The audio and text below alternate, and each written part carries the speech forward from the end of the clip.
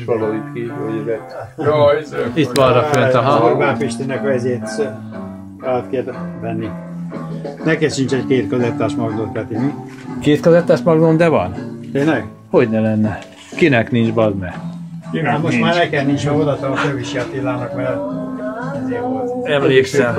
Szervusz Attila, kurva jó a héder! 60 év! Akárhogy számolom is, 60 év! Annyi. Szervusz Laci, bajnok csapat! Laci bácsi!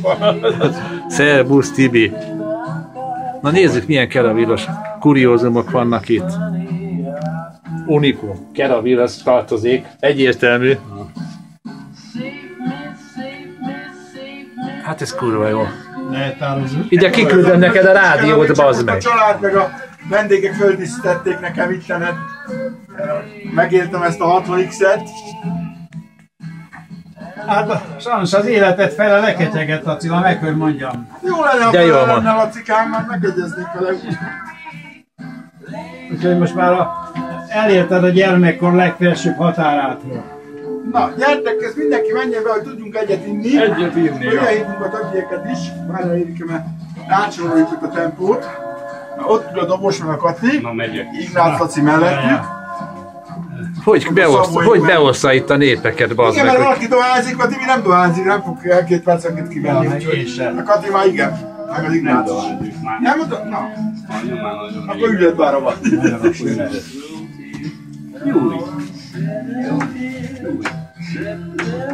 Egy picit lehetem.